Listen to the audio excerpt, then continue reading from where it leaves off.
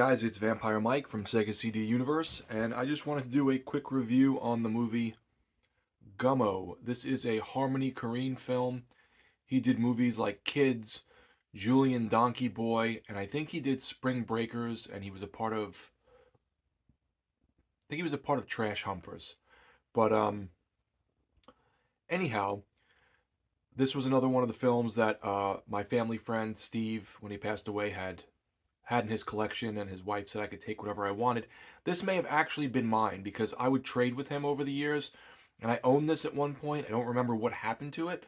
I bet you I traded it to Steve, and this might be my copy from GameStop. So, how I originally came across this film, just as a little preface, I was working in GameStop. I was about 20 years old, and this guy came in to trade in stuff, and this was one of the movies. And I said, "What is this?"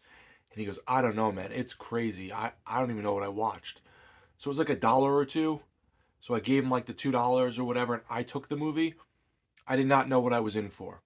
So this was one of those films that, um, when it came out and I watched it with my friends, I almost didn't know, like, is this a slight documentary and some of these people are real, or is this all acting? Because some of it is just very strange and off-putting and uncomfortable, and it feels realistic. So the point of the there really isn't much of a point of the story, but the story is it's takes place in Xenia, Ohio, and there was this tornado, and this part's true.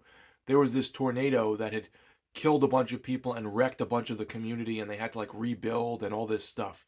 It was like a devastating um, natural disaster to that community.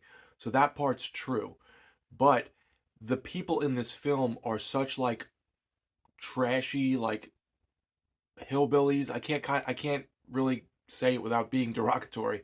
Um, they portray them in a really poor light, and there's all these kids that look like they haven't showered in months, running around killing cats and trading the cats in for money to the butcher. Um, the movie just jumps all over the place. There's not really like a focus. It's more like little bits of what they show you in these people's lives. There's a prostitute who has Down syndrome. There's a little person who's gay, and the director of the film, Harmony Korine, is trying to sleep with him, and he's like pushing him away. There's people playing arm wrestling. I was gonna say playing poker, but no, they were arm wrestling, and then they start wrestling the table and the chairs and breaking the table and the chairs. There's lots of people singing strange songs. It's just all over the place. It's just like little snippets of these people's lives. There's the main character Solomon on the cover taking a bath in this dark, almost black water, eating in the bath spaghetti with soap and shampoo in his hair, and he's like eating a chocolate bar, and he drops it in the dirty water and still eats it, like drool's coming out of his face. Like, it's just an extremely uncomfortable, weird film that doesn't have much of a premise, but definitely evokes feelings, because while you're watching it, you feel uncomfortable and you feel disgusted. And there's lots of people with like learning disabilities and slow people. Um, there's a guy that picks up the girls at one point because they lost their cat, and he says, "Oh, I know where your cat is," and he starts trying to molest them. There's just like every bad thing you can imagine is in this film. There's lots of quotable lines that will make no sense to anyone who hasn't seen this film. There's an albino woman who dances around. There's a slow girl who shaves her eyebrows off. And the albino woman talks about how she wants to meet and marry Patrick Swayze. Patrick Swayze was obviously still alive at that point. This is from 1997. To go back in time a bit, so if I was like 20 or so, this movie was 97. Yeah, that would make sense. I was sitting around with my friends, and they would all drink and indulge in various vices. Let's put it that way. And I wouldn't. I was never much of a drinker. I never did drugs. And I put this on in front of them, and they were equally as freaked out as they were hysterically laughing at the weirdness in the film. It's just the whole movie's just strange. Um, and if you don't like animal cruelty, I would definitely shy away from it.